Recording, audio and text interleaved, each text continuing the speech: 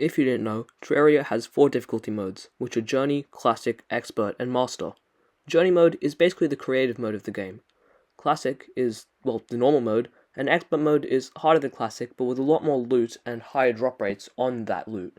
Master mode is different, however. It has the same drop rate as Expert mode and the same special loot, but it's much harder. Enemies have a bunch more health and they deal way more damage. In the last videos, plural, I beat Expert mode, and it was underwhelming to say the least. This time, I'm doing Master mode, and this one was way harder.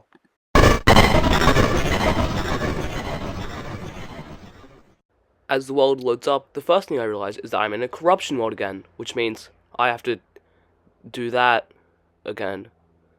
Yay. Rather than thinking about our inevitable demise, though, we do the only sane thing and chop every single tree in sight, except this one, because it looks cool.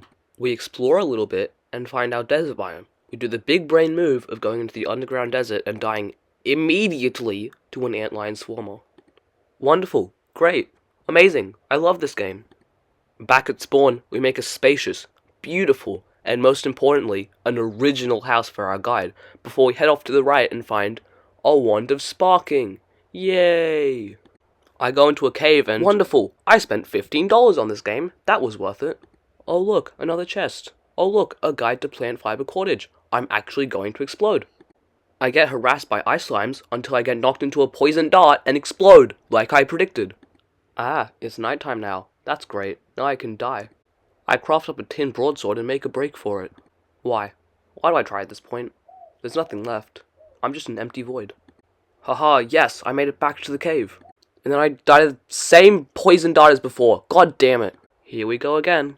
If I die to this poison dart another time, I'm going to commit mass genocide. Well, there goes that family that was trying to happily live their life. I try to murder the family of 5, but guess what? I died of the same poison dart again. I'm free.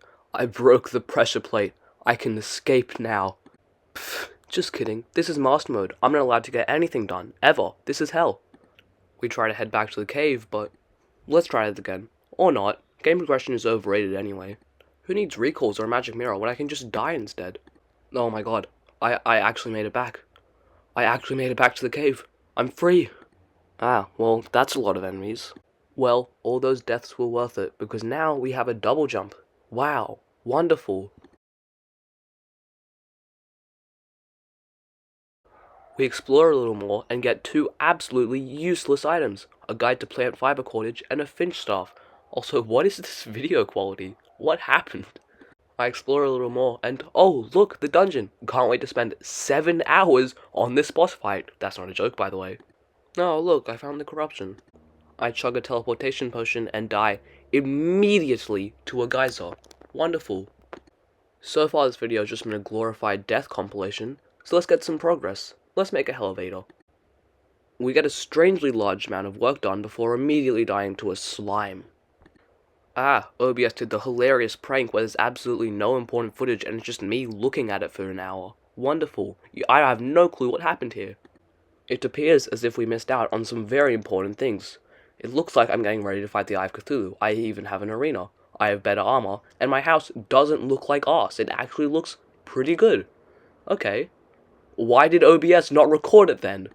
We head down a elevator that is super deep now, but of course OBS didn't record that, and we mine all the ores that we can see. The death compilation is not over yet, because we die again.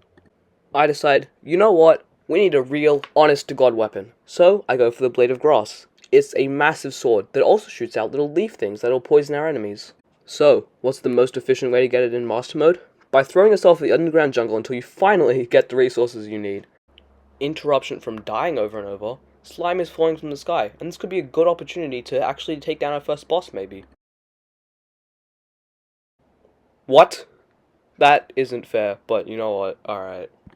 Another interruption. Wow, look at this cool house I made. Isn't this house just so cool and epic, and it looks absolutely different from the first house that I built? I open up Terraria the next day, completely forgetting that I was even going for the Blade of Grass in the first place. I go into the corruption for a good weapon and get a Borlo hurt. Then I apparently forget that I haven't beat Skeletron yet and get my ass kicked by a dungeon guardian. Oh, sick, a glowing mushroom biome. These things are always filled to the brim with useful loot. Like a cloud in a bottle. And we also get a... Wait, no, we don't get anything else. It was just a cloud in a bottle. It's probably my fault for playing on a small world anyway. Then I remember that I actually am going for the blade of grass and head right into the underground jungle again, just to die some more. The goblins are invading. That's not my problem. Future me can deal with that. I'm just gonna head underground for now. Future me speaking. The goblin invasion really wasn't that hard. I just sat in the pyramid farm and chilled. You know, the Eye of Cthulhu is actually completely unnecessary in game progression, so why don't I just beat the Eater of Worlds right now? That's why. Sometimes in life, no matter how much you prepare, your massive skill issue come in and gets you killed anyway. In this hour of footage, I'm actually on a call with some of my friends. Nathaniel, who's Duppy Potato that you may recognize from my Expert Mode series, and my friend Finn, who you would not recognize, but it doesn't matter. Here's what Finn sounds like. I eat Vegemite without the butter. And here's what Nathaniel sounds like. Yo, he's playing Terraria. And Finn is still talking about Vegemite and butter. Because you don't eat Vegemite without the butter. Simple as that. For some reason though, OBS didn't record my voice, so this is a completely one-sided conversation. And go to the desert and get, something boots. Dune Under boots. I head into the underground desert, as per his request, and believe it or not, I die. Okay, well, Nathaniel's wrong most of the time, so maybe if I head into the underground ice biome, I'll be able to find flurry boots. Nope, no luck there either. I can't fight the EOC without some kind of Hermes boots. What do I do? I learned that in the last video. You need some kind of Hermes boots. Actually, maybe you don't. Maybe this was all a trick. Maybe the real Hermes boots were the friends we made along the way. I fight the Eye, just barely dodging his attacks. I get into his second phase, but it doesn't really matter. I mean, his dash attacks are just too hard to avoid without Hermes boots. So, I mean, at least I tried my best. I tricked you, and you fell for it. We actually cream the Eye of Cthulhu. And now, I have the third best expert mode drop in the game, which is sick. But still, I can't get around the fact that I do need Hermes boots. And with all my other options exhausted, I'm down to just one thing to do. Fish for them. I only fish for like 10 minutes, and I get them and a tsunami in a bottle. Fishing is actually overpowered. I get a blood moon, but I can't tell because I have retro lighting on. But if I did know, I could have gotten a bloody tear, and hard mode would have been so much easier. Now that we're almost 8 minutes into the video and I've gotten one boss down, I decided to try and get through the rest of pre-hard mode as fast as possible, starting with farming for gladiator armor. Okay, I know I said fast and this takes a long time, but gladiator armor is actually broken. See, I already got the helmet. This should go by in no time. Several long days later. That wasn't a joke. I actually farmed for 3 days, and I still didn't even get the full set. But, I mean, I've got Platinum Greaves. That's the same defense, I just don't get the set bonus, which is the main thing about gladiator armor, but that's fine. We also fight the Eye again for some cash money moolah. We also get some pylon action going. I love pylons. Aha! King Slime! Yes, it's revenge time! This brings me such immense joy. That little surge of confidence was just what we needed to get the confidence to take on the Eater of Worlds. We first do a little bit of renovating to make our arena not complete arse. Here we go.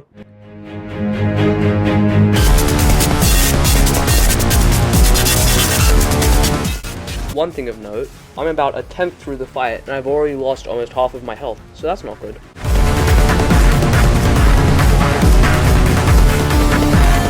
Whenever the boss is in a vertical position like this next to me, it's actually great because I can get in heaps of damage on them.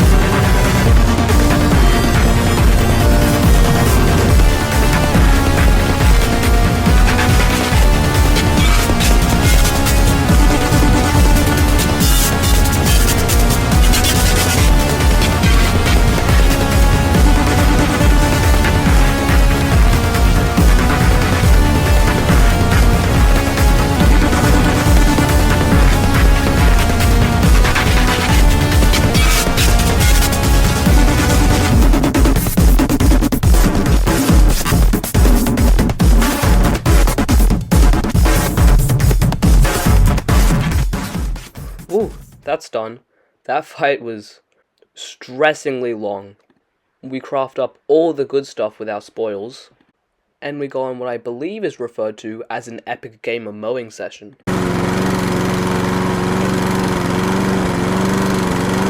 We craft up a funky new pickaxe and a funky new sword. We're also rich because of that boss fight, so we reforge our weapon 200 times to get a terrible modifier. Now it's time for Skeletron. We're 10 minutes into this video, and I've only killed 3 bosses. Skeletron took me longer to beat than those 3 combined. This boss fight was absolute hell. We try to employ the classic runner and hitter the head with my volcano strategy, but it doesn't work and I get hit with skulls to my death. The next day, I try the fight again, and I try the same strategy, and I die. Again. I did get much closer this time though, so maybe this won't take as long as I expected. Luckily, in this stage of progression, there's actually 3 bosses I can go for: Queen Bee, Skeletron, and Diclops. I decided to go for Queen Bee, thinking it'll be easier. But it's not. I die. Let's try that again. Epic. Okay, let's try Skeletron again. Unlike Queen Bee, this fight was not epic. You know, maybe my arena's the problem. I make my arena slightly bigger, and then I try again. Plot twist, I die again.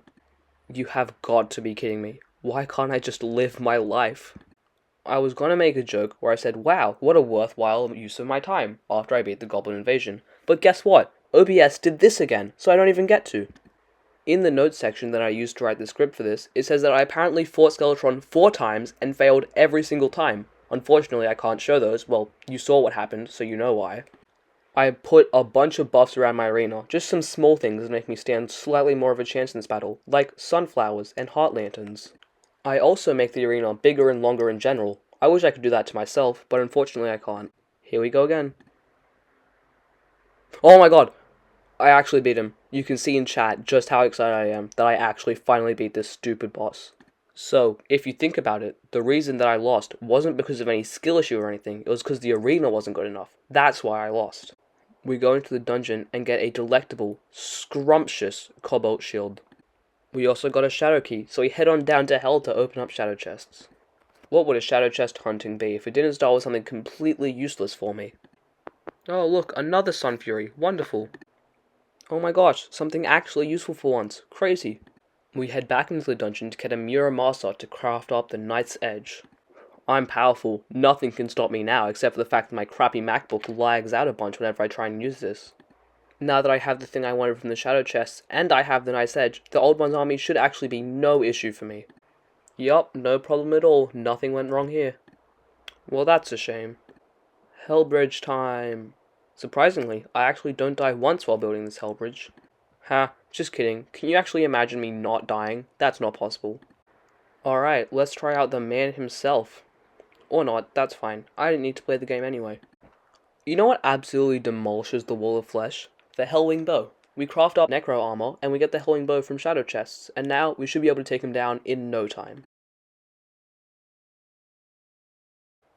Wow, this battle is actually going surprisingly well.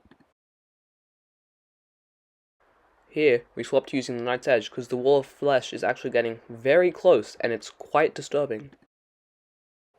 This laser is a bit too close, but this laser is actually too close, and I explode into a billion pieces and die. You know what would help me progress into hard mode? Doing the Old One's army, of course. This is definitely required and very helpful in game progression. Wow, that was definitely worth it. Anyway, attempt 3, here we go. Right here, I stop using Jester's arrows, and I start using normal arrows since they turn into the Hellwing bats when you're using the Hellwing bow. I decide that this fight, I'm not even going to let the Wall of Flesh get close to me so I can use the Knight's Edge. I'm just going to keep my distance, I'm going to use the Hellwing bow, and it's going to work.